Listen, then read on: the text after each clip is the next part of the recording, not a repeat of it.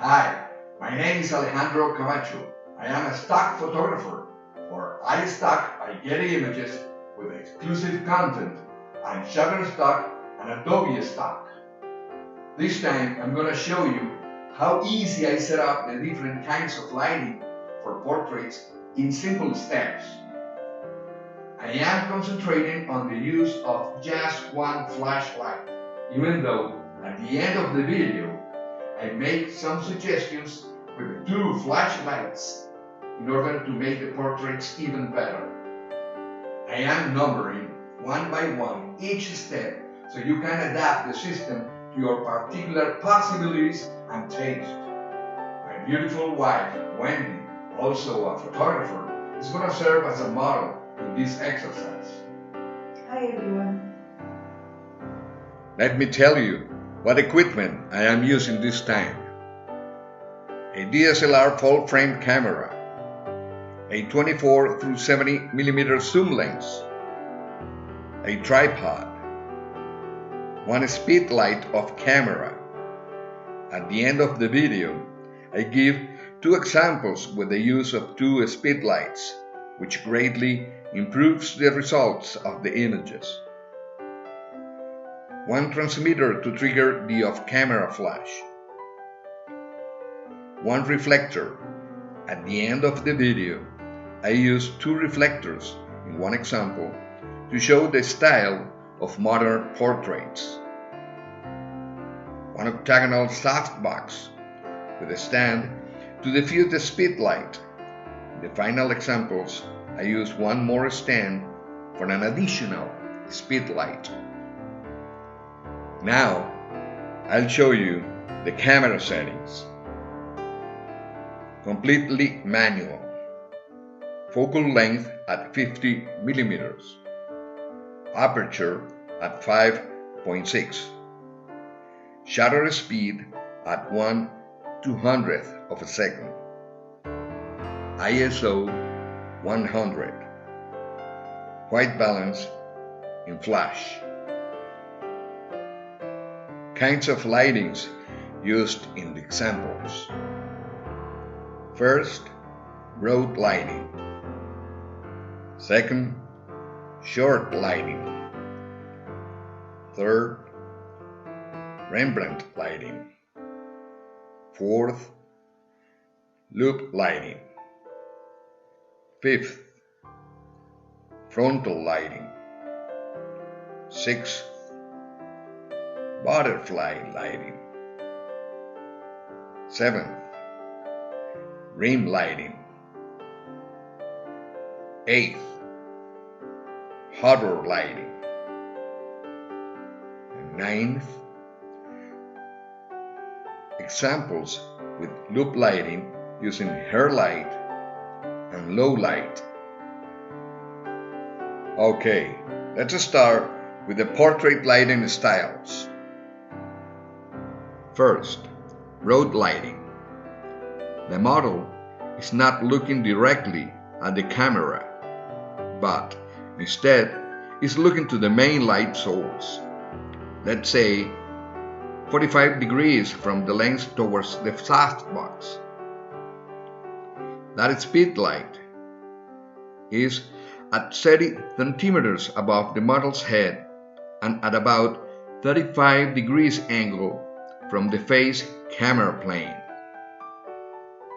It falls on the closer part of the face to the camera and creates a soft shadow fading on the other side of the face, farther from the lens. I used a reflector opposing the softbox in order to bounce light off the model and soften the shadow and avoid an underexposed portrait. Second, short lighting. The model is not looking directly at the camera, but instead is looking to the main light source. Let's say 45 degrees from the lens towards the softbox. That speed light is at 30 centimeters above the model's head and at about 75 degrees angle from the face camera plane. It falls on the farthest part of the face from the camera and creates a soft shadow fading on the other side of the face closer to the lens. I used a reflector opposing the softbox in order to bounce light on the models and soften the shadow and avoid an underexposed portrait. Third, Rembrandt lighting. The model is looking directly to the camera. The main light source is tall at 50 centimeters above the model's head and at about 65-degree angle from the face camera plane, illuminating one side of the face and only touching the cheekbone on the other side of the face. The nose shadow falls up to the cheek shadow, so on that part of the face there is a triangle of light on the cheekbone. I used a reflector opposing the softbox in order to bounce light on the model and soften the shadow and avoid an underexposed portrait. Fourth, front lighting. The model is looking directly to the camera. The main light source is in front of the model's face, just behind the camera, and a little bit above the lens level. The light from the softbox covers the whole face, reducing to a minimum the shadows on the face. Fifth, loop lighting. The most common of these lighting setups. The model is looking directly to the camera. The main light source is placed at about 45-degree angle from the face camera plane and as high as 40 centimeters above the model's head. The octabox illuminates mainly the closer part of the face, but still falls on the other part of the face, slowly fading to create soft shadows. I used a reflector opposing the softbox in order to bounce more light on the model and soften even more the shadows. Sixth,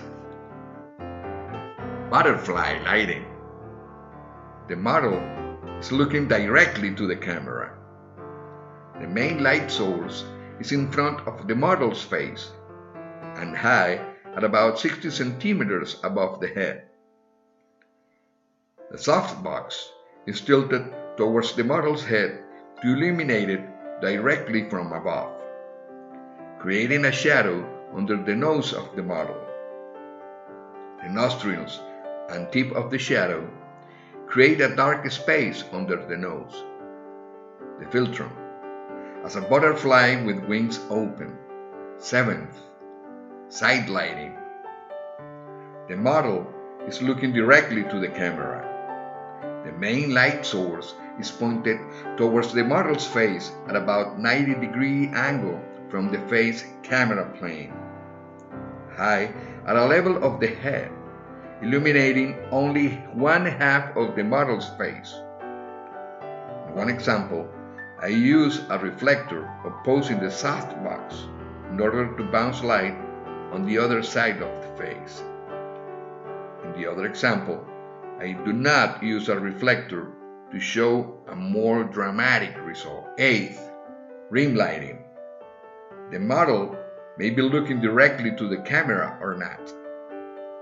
The main light source is at the back of the model at 50 centimeters of distance and just below the shoulders.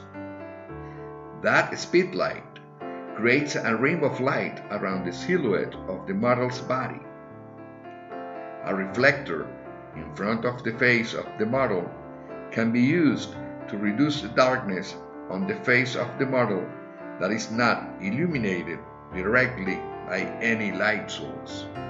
Ninth, horror lighting. The model may be looking directly to the camera.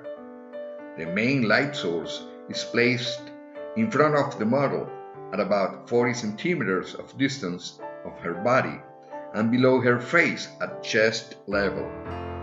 A speedlight without modifier.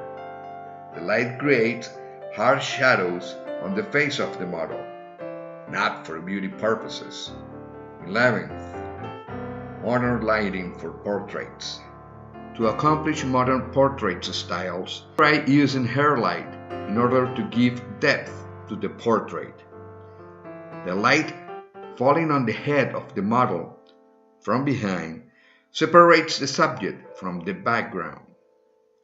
Position the speedlight around 50 centimeters behind and as high as 40 centimeters above the model's head, with an angle of about 75 degrees on the face camera plane. Never let that additional light hit the face of the model from behind, just the hair from the same side as the main light. And giving my solution with the equipment that I have for lighting. 2 speedlights with modifiers and 2 reflectors. Most sophisticated setups can use at least 3 light sources with modifiers and not speedlights, but strobes that are more powerful and controllable. The modern lighting setup, as I call this tendency, reduces the shadow to a minimum to make the face more attractive and the model more appealing. So one goal is to reduce the shadows on the neck, below the eyes and nose by adding light at the front, below, and side of the model's face. I use a reflector under the model's face to pick up some light from the mane and hair source.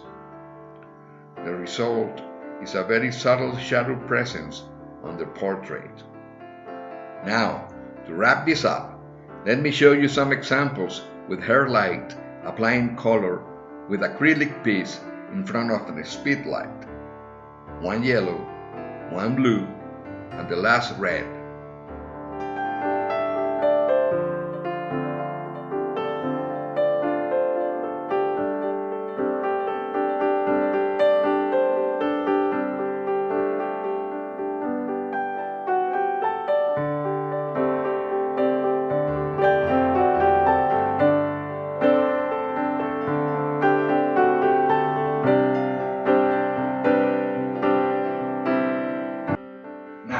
If you find this useful, please like my video, subscribe to my channel, and we will be posting new instructional videos soon.